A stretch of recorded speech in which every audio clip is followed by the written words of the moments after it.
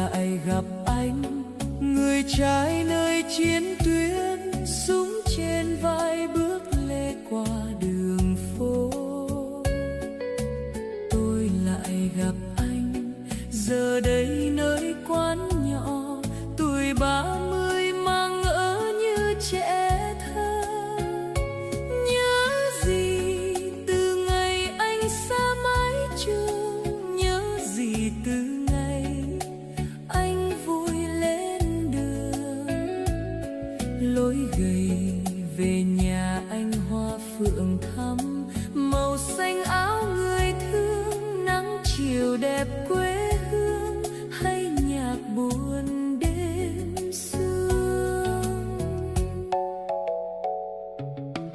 Tôi lại gặp anh, trời đêm nay sáng quá, ánh trăng như hé cười sau ngàn lá.